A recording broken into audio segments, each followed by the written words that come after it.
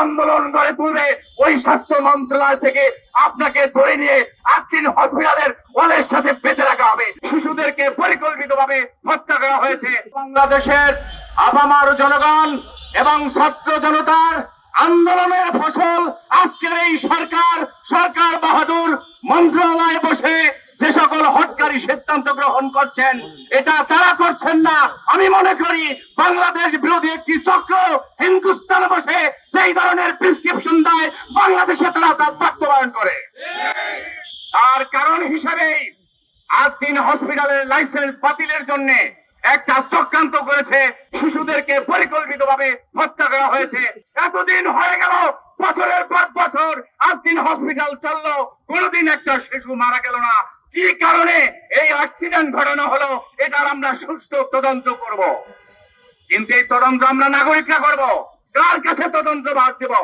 আজকের যারা এই স্বাস্থ্য মন্ত্রণালয়ে বসেছেন, আমি মনে করি তারা ইসলাম বিরোধী, ইসলামের শত্রু। কারণ এই 8 দিন হসপিটালে যারা সেবা গ্রহণ করে, তাদের ওই নবজাতক শিশুরা যখন পৃথিবীতে আগমন করে, তখন তাদের কানে আল্লাহু আকবার আযান ধ্বনি দেওয়া হয়।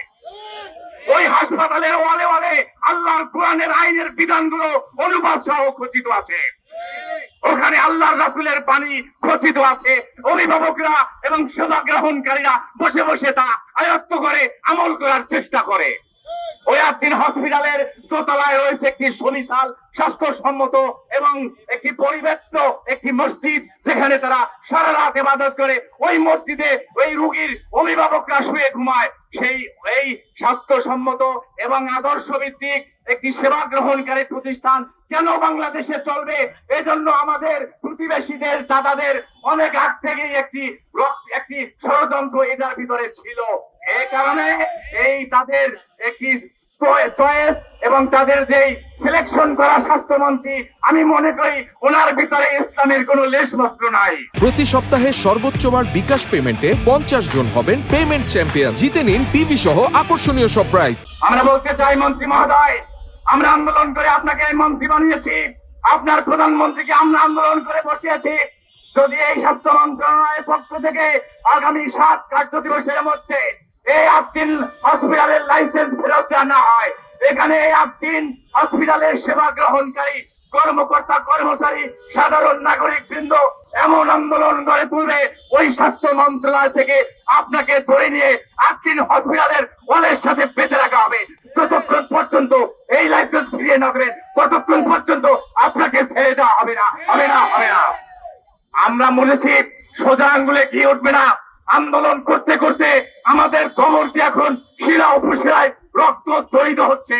আপনাদের এই ইসলাম বিরোধী, মানবতা বিরোধী এবং জনগণের স্বার্থ বিরোধী কর্মকাণ্ড একের পর এক চলবে।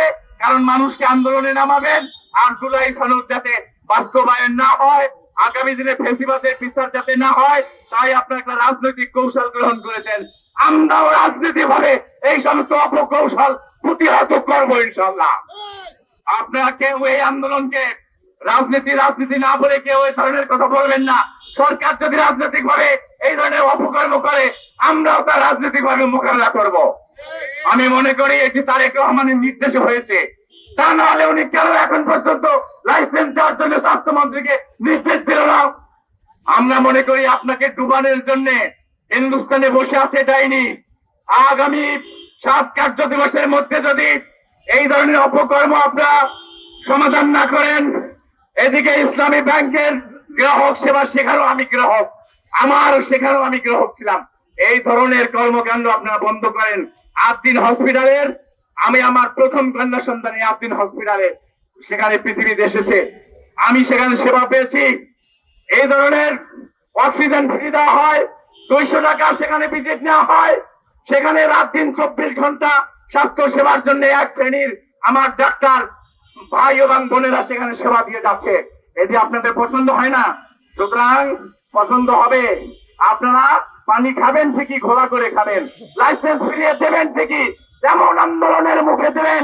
আর কোন এরকম সেবামূলক প্রতিষ্ঠানে যাতে হাত দিতে না পারেন, 100 বার চিন্তা করবেন হাত দিতে হলে। সেরকম আন্দোলন করে করবেন ইনশাল্লাহ।